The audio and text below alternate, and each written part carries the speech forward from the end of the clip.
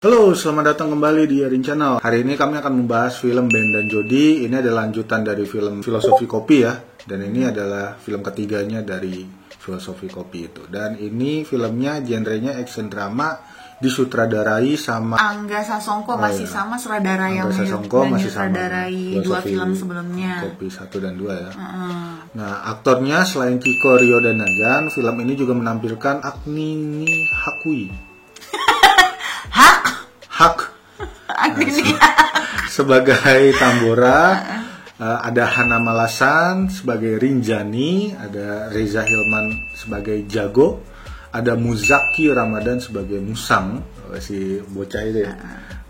Dan sederet aktor keren lainnya. Ini filmnya ratingnya 13 ke atas ya. Nah, buat kalian yang udah nonton Filosofi Kopi 1 dan 2, wajib banget ya nonton film Ben dan Jody ini. Iya, wajib. Sebenarnya nggak perlu nonton kedua film sebelumnya sih untuk ngerti film yang kali ini ya.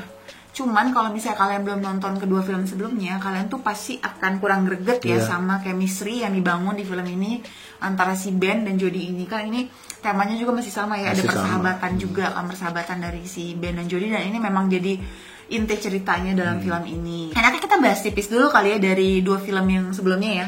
Nah, yang pertama ini kan si Ben dan Jody ini membangun bisnis kopi kan di Melawai. Mereka tuh harus bayar utang bisnis gede gitu. Terus mereka jadinya ikut tantangan dari pengusaha untuk ngasih kopi terbaik buat klien bisnisnya. Di film yang pertama tuh ceweknya ada si Julie Estelle. Nah, yang di film kedua ini mereka yang tadinya sempat jualan kopi keliling Indonesia, balik lagi mau buka kafe di Melawai yang tadi. Galau juga ya mereka ya. Tapi nggak ada uang, jadi cari investor lah. Nah, di sini si Jody kan ya? Itu ya Cinlok sama si Tara yang diperanin oleh Luna Maya. Nah, sementara si Ben itu sama Bri. Jadi mereka tuh berdua tuh di akhir film yang kedua itu kan si Tara sama Jodinya di Jakarta.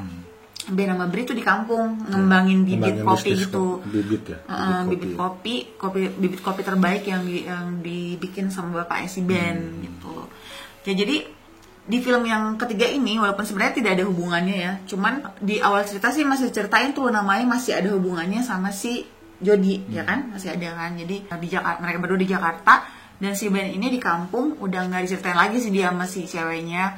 Nah, di sini dia ngebantuin para petani yang lahannya mau digusur sama perusahaan lah.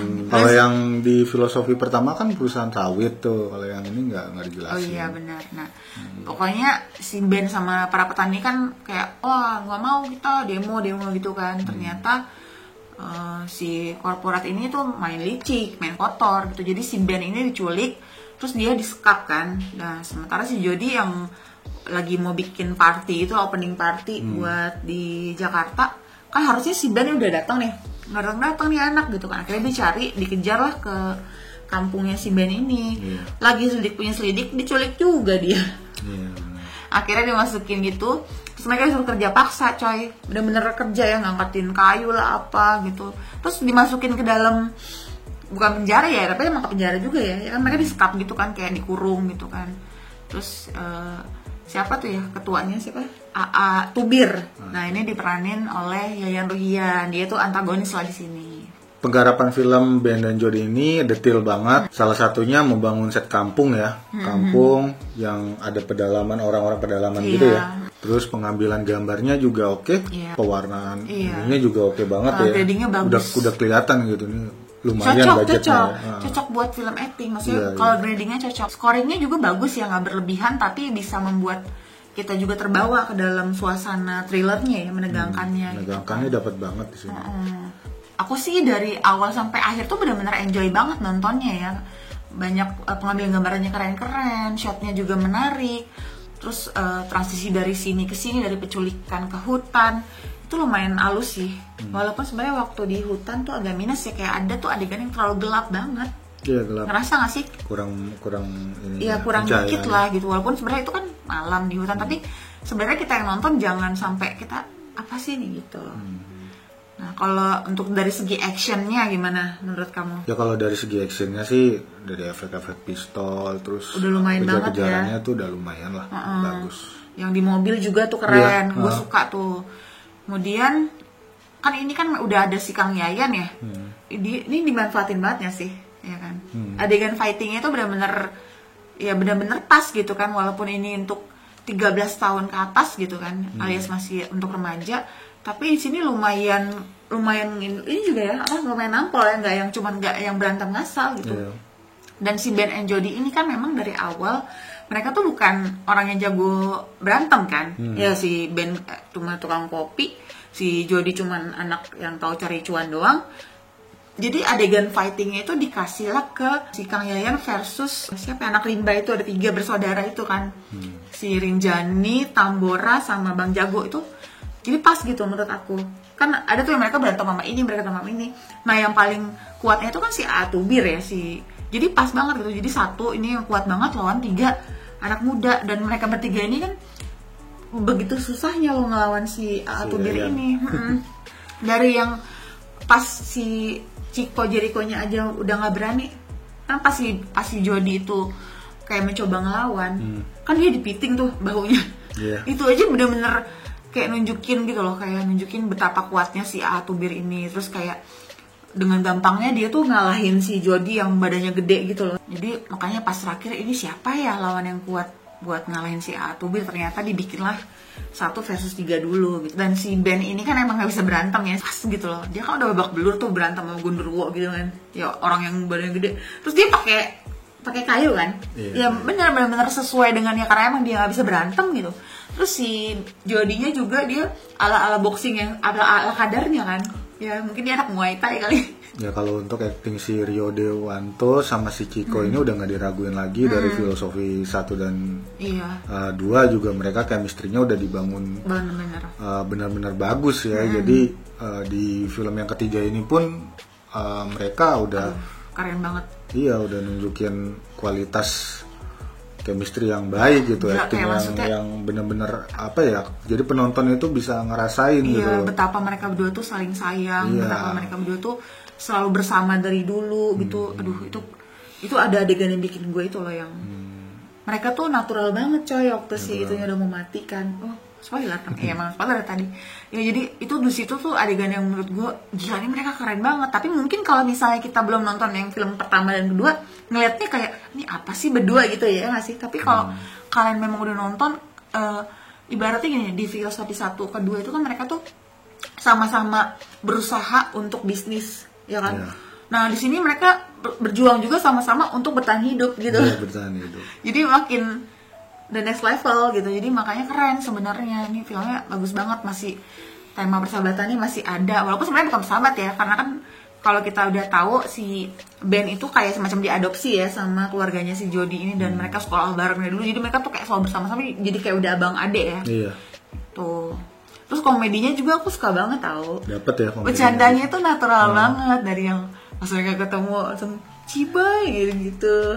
Terus yang misalnya lagi adegan action nih, mau nyalain mobil nggak ada kunci, terus kasih Jody langsung pakai kabel, iya kata kayak film action Hollywood gitu. Jadi kayak keren gitu. Kalau untuk aktingnya si Yayan ini, walaupun dia di sini karakternya sangar, cuman antagonis gitu ya. Banyak dia ngeluarin apa ya, komedi. Dia bikin di statementnya itu lucu gitu. Emang penulis naskah juga emang harus diapresiasi sih gitu, bisa membuat film-film ini jadi lucu gitu. Jadi pokoknya intinya kita salut banget lah sama sutradaranya yang bisa ngubah yang tadinya genrenya dari drama biasa aja, walaupun drama isu sosial juga sih ya.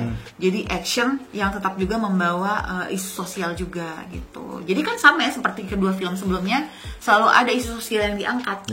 Nah ini juga gitu, ini juga diangkat dengan sangat baik gitu ya, bikin kita gregetan sama perusahaan-perusahaan yang pakai cara kotor buat ambil lahan gitu kan. Kasian banget sih sebenarnya gitu. Di sini juga si Ben tetap jadi tukang kopi ya. Tukang kopi. Soalnya kan ada juga tuh adegan dimana kayak disuruh nyeduh kopi karena suruh bikin kopi karena anak buahnya si siapa? Kang Yayan. Bikin kopinya katanya enak. Kayak kolak. Iya. Itu juga lucu. Ini kopi atau kolak, tapi kayak nyindir kopi-kopi yang manis nggak sih? Jody kan dia paman Gober kan. Nah dia juga sama di sini, dia apa kok orientasinya duit gitu. Jadi dia kayak mau nyogok si Atubir gitu. Mau nggak nih saya kasih uang kamu gitu kan? Oh, nggak semuanya itu tentang uang. Jadi sama aja sih, mereka berdua masih karakternya sama. Itu membuat kita tetap merasa ya kita lagi nonton Ben dan Jody di film-film sebelumnya gitu. Konsisten lah intinya ya. Terus aku juga suka sih sebenarnya sama penggambaran anak lokal yang di sini, yang mereka anak-anak, katanya sih emang anak rimba, tapi sebenarnya nggak rimba banget sih ya, karena bajunya sih lumayan bagus ya. Tapi memang sih ada beberapa suku ya yang memang mereka tuh nenun baju gitu. Walaupun sebenarnya untuk sebagai pemeran gadis rimba ya, tampilannya si Anjani sama Tambora ini kayak terlalu kinclong ya, terlalu mulus, kayak nggak ada komedonya kan. Biasanya anak rimba kan kena matahari gitu, mukanya mulus banget coy gitu. Terus rambutnya juga modis banget gitu. Terus make upnya tuh terlalu kelihatan bermake up gitu, lipstiknya on, walaupun mereka gadis rimba gitu, nggak ada detil-detilnya gitu maksudnya. Ya, mungkin di rimbanya ada salon. Cuman overall sih ini must watch ya.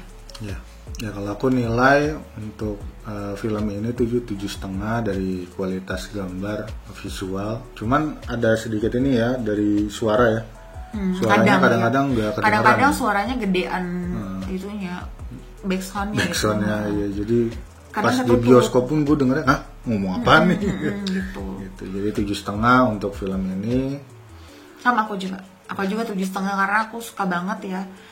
Ya nggak nyangka aja, karena kan aku mikir action nih, maksa kali ya, karena mungkin sekarang apa-apa lagi naiknya action nih, kayaknya mau maksa banget, tapi ternyata enggak, ini tetap worth it buat ditonton. Ya seru lah dari awal sampai terakhir tuh seru banget, jadi layak buat ditonton.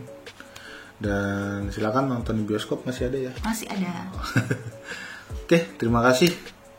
Sekian review kami hari ini. Jadi bagi kalian yang suka dengan konten dan video kami, silahkan klik like dan subscribe, dan juga follow sosial media kami di @iniarin. Dan itu aja review kami. Jadi ini adalah hasil penilaian kami, dan menurut kami film ini layak untuk kalian tonton. Jangan lupa komen tentang review kami. Kalau kalian punya penilaian tentang film ini sendiri, ya silahkan di komen aja. Sampai jumpa di konten kami berikutnya. Dadah.